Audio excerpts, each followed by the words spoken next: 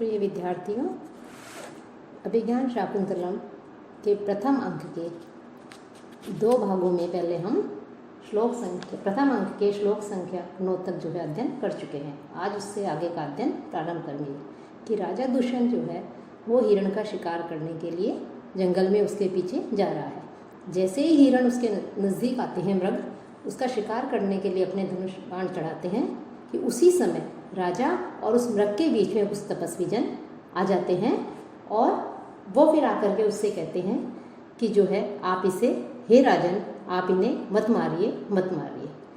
तो जैसे ही राजा अपना धनुष बाण उनको मारने के लिए उठाते हैं मृग को, तो नेपथ्य पर्दे के पीछे से आवाज आती है कि नेपथ्य कहते हैं पर्दे को। इसका मुख्य अर्थ मुख्य पर्दा है। इस पर्दे के भीतर या पीछे से जो भी बात कही जाती है उसकी सूचना नेपथ्य अथवा पर्दे में कह करके दी जाती है कि तो क्या कह रहे हैं तपस्वी जन कि हे राजा, ये आश्रम मृग है, इसे मत मारिए, मत मारिए। तो 10वें श्लोक में कहते हैं कि तत्साधुकृत संधानम प्रतिसंहर सायकम आर्तत्राणाय वह शस्त्रम न प्रहर्तुम अनागसी। ये जो है अनुष्टुप छंद में लिखा गया है। आपके अभिज्ञान शाकुंतलम में जो है छंद भी हैं, वो शाकुंतल में से जो छंद प्रयुक्त हुए हैं उन्हीं के विषय में पूछा जाएगा। तो ये अनुष्टुप छंद जो है इस श्लोक में दिया गया है। तो तपस्वी कहते हैं कि तत् इसलिए साधुकृत संधानम के भली प्रकार से जिसे धनुष पर चढ़ा लिया गया है, ऐसे सायकम बाण को प्रतिसंहर आप उतार लीजिए कि अच्छी प्रकार से जिस बाण को आपने धनुष पर इस मृग को मारने के लिए चढ़ा लिया है, ऐसे बाण को उतार लीजिए। क्यों? क्योंकि वह शस्त्र कि आप लोगों का जो शस्त्र है वो आर्तत्राणाय, वो पीड़ित लोगों की रक्षा के लिए होते हैं। अनागसी, निरपराधी जो जीव होते हैं उन पर प्रहर्तुम न, इस पर प्रहार करने के लिए नहीं होते। कि जो वैखानस है, जो तपस्वी हैं, वो राजा से कहते हैं कि जिस बाण को आपने अपने धनुष के ऊपर चढ़ा लिया है उसे उतार लीजिए, क्योंकि आपका ये शस्त्र है वो तो केवल पीड़ित व परेशान जो लोग हैं उनकी रक्षा करने के लिए होता है, न कि मृग जैसे निरपराधी जीव जिसने कोई अपराध नहीं किया है, ऐसे जीव पर बिना किसी कारण के प्रहार करने के लिए है। कि मृग जो है ये निर्दोष है, इसलिए आप जो है इस मृग को मत मारिए। साथ ही साथ जो है वो आश्रम की सीमा भी थी, इसलिए भी जो है वो उन्हें शिकार करने के लिए जो है मना करते हैं। तब राजा कहता है ऐशे प्रति संयत। तो राजा उनकी बात सुनकर कहता है ठीक है, ऐसा कहकर के उस बाण को उतार लेते हैं। कहते हैं ये उतार लिया। तब वैखानस उसे आशीर्वाद देते हुए, क्योंकि दुष्यंत ने उनकी आज्ञा का पालन किया, उनके कहने के साथ ही तुरंत ही अपना धनुष बाण जो है उतार लिया, मृग को जो है जाने दिया, उसका शिकार नहीं किया। तो तपस्वी भी प्रसन्न होकर के कहते हैं सदृशम एतत् पुरुवंश प्रदीपस्य भवतः है कि आपने जो है, आप पुरुवंश के प्रदीप हैं, आप पुरुवंशी हैं, पुरुवंश के में आपने जन्म लिया है, ऐसा आपके लिए जो है ये कैसा है, उचित ही है कि आपने पुरुवंशी हैं, पुरुष ऐसे श्रेष्ठ वंश में जन्म लिया है, तो आपके लिए हमारी आज्ञा का पालन करना और निरपराधी जीवों की रक्षा करना, पीड़ितों की रक्षा करना, ये आपने अपने वंश के अनुकूल ही किया है। जन्म यस्य पुरोवंशे युक्त रूपम इदम तव पुत्रम एवं गुणोपेतम चक्रवर्तीनम आपनुहि। अब दुष्यंत को आशीर्वाद देते हुए जो वैखानस हैं, तपस्वी हैं, वो कह रहे हैं कि यस्य पुरोह वंशे जन्म है, जो आपका पुरुवंश है, ऐसे पुरुवंश में जो प्रसिद्ध है उसमें आपका जन्म हुआ है, तब ऐसे आपके लिए इदम युक्तम रूपम, ऐसा करना कि निरपराधी का शिकार नहीं करना, तपस्वी जनों की, ऋषि मुनियों की जो है बात को मानना, ये आपके लिए उचित ही है कि आपने कहने के साथ ही जो है उस मृग का शिकार नहीं किया और अपने बाण को उतार लिया। एवं गुणोपेतम, तो आप भी जो है, क्योंकि आपने हमारी बात मानी है, तो आप भी इसी प्रकार के गुणों से युक्त चक्रवर्ती नम पुत्रम आपनुहि, इसी प्रकार के गुणों से संपन्न चक्रवर्ती पुत्र को प्राप्त करो। कि वैखानस के कहने पर राजा दुष्यंत जो है वो अपने धनुष बाण को जो बाण चढ़ा रखा था नृप को मारने के लिए वो उतार लेते हैं। ऐसा करने पर वैखानस प्रसन्न हो जाते हैं और राजा की प्रशंसा करते हुए उन्हें इस प्रकार से आशीर्वाद देते हैं कि जैसे पुरु के वंश में ऐसे श्रेष्ठ वंश में आपका जन्म हुआ है, उस आपके लिए आपने जो है हमारे कथनानुसार बाण को उतार लिया है, हिरण का शिकार नहीं किया है, ये आपके लिए उचित ही है। अर्थात पुरुवंशी राजाओं के लिए ये शोभनीय है। आप भी ऐसे ही गुणों से संपन्न, दया दाक्षिण्य आदि गुणों से संपन्न चक्रवर्ती पुत्र को प्राप्त करो। तो इस प्रकार से वो उन्हें आशीर्वाद देते हैं कि ऐसे चक्रवर्ती गुणों से युक्त पुत्र को तुम प्राप्त करो। तो ये जो है वैखानस उसे दुष्यंत के कार्य से प्रसन्न होकर के उन्हें आशीर्वाद देते हैं। इत्रौ बाहो धम्य, जो और उनके साथ में जो तापस थे वो अपनी दोनों भुजाओं को उठा करके वो भी उनके आशीर्वाद का समर्थन करते हैं और कहते हैं सर्वथा चक्रवर्तीनम पुत्रम आपनुहि, कि पूर्ण रूप से आप भी जो है चक्रवर्ती पुत्र को प्राप्त करो, निश्चित रूप से आपको चक्रवर्ती पुत्र प्राप्त हो।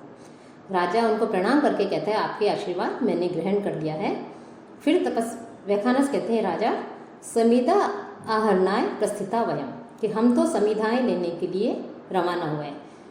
कि प्रातः सायं जो हवन किया जाता है, यज्ञ किया जाता है, उनमें जो लकड़ी आदि की आवश्यकता होती है, ईंधन की आवश्यकता होती है, उसे समिधा कहते हैं। तो उसे लेने के लिए वो जो है जंगल की ओर जा रहे हैं। तो कह रहे कि हम तो समिधा आदि लेने के लिए जा रहे हैं।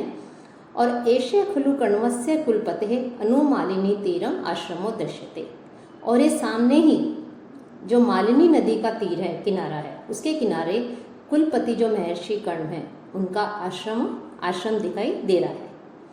न चेत अन्य कार्य अतिपात है, यदि किसी दूसरे कार्य में आपके विघ्न नहीं हो तो प्रविश्य आप आश्रम में प्रवेश कीजिए। और प्रतिग्रह्यताम आतिथेय यह सत्कार है, और आप अतिथि सत्कार को ग्रहण कीजिए। क्योंकि राजा जो है उसके कंधों पर जो है पूरी प्रजा की रक्षा करने का भार होता है, राज्य चलाने का भार होता है। इस बात को वैखानस जानते हैं। तो इसीलिए कह रहे हैं कि यदि आपको किसी अन्य महत्वपूर्ण कार्य में विलंब नहीं हो रहा हो तो आप जो है इस आश्रम में प्रवेश करके हमारे आतिथ्य को स्वीकार कीजिए। राजा फिर पूछते हैं अपि सन्निहितो अत्र कुलपति, क्या महर्षि कुलपति यहाँ आश्रम में विद्यमान है?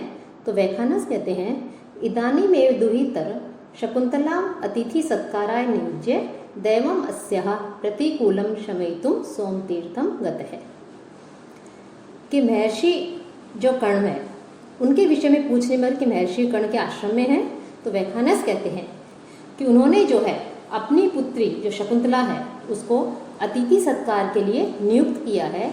और इस समय वो दैवम अस्या प्रतिकूलम, देव कहते हैं भाग्य को, कि शकुंतला का जो विपरीत भाग्य है, प्रतिकूल भाग्य है, आगे इसके समय जो संकट आने वाले हैं, परेशानी आने वाली है, उसकी शांति शमयितुम शांति के लिए सोम तीर्थम गतः है, वो इस समय सोम तीर्थ गए। कि शकुंतला के प्रतिकूल भाग्य की शांति के लिए महर्षि कर्ण जो हैं वो इस समय सोम तीर्थ गए हैं, वो आश्रम में नहीं है। लेकिन उन्होंने अतिथि सत्कार के लिए शकुंतला के कंधों पर दायित्व डाला है और वो इस समय आश्रम में है। राजा कहता है भवतु तामेव द्रक्ष्यामि, ठीक है मैं उन्हीं का दर्शन करूंगा। सा खलु विदित भक्तिम माम महर्षि कथिष्यते, और वो मेरी गुरु के प्रति आस्था देख करके, महर्षि कर्ण के प्रति जो है भक्ति देख करके वो उन्हें मेरे विषय में, जब महर्षि कर्ण वापस आएंगे सोमतीर्थ से तो उन्हें मेरे विषय में जो है वो बता देंगी। वैखानस कहते हैं साध्या में तावत, तो ठीक है हम चलते हैं, ऐसा कह के शिष्यों के साथ वो निकल जाते हैं।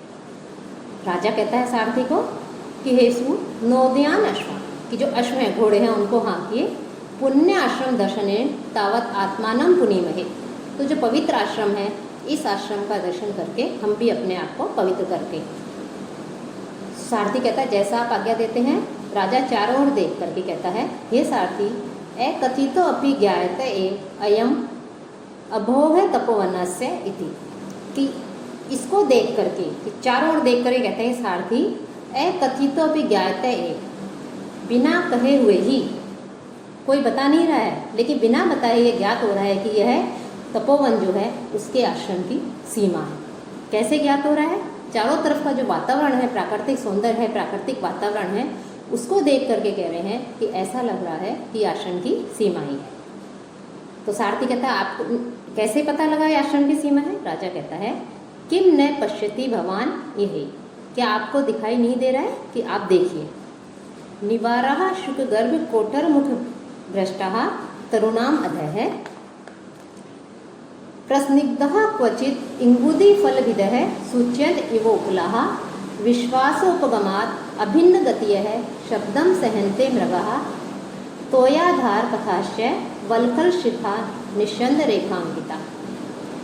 अब इसमें वो वहाँ चारों तरफ का जो वातावरण है उसके विषय में जो है वो राजा सारथी से कहते हैं कि पास में ही आश्रम है, क्योंकि यहाँ पे जो वृक्ष है उनके नीचे जो है वृक्षों के ऊपर तोते निवास कर रहे हैं, शुक्र के हैं, तो उनके कोटरों के अग्रभाग से गिरे हुए तृण धान्य आदि पड़े हुए हैं।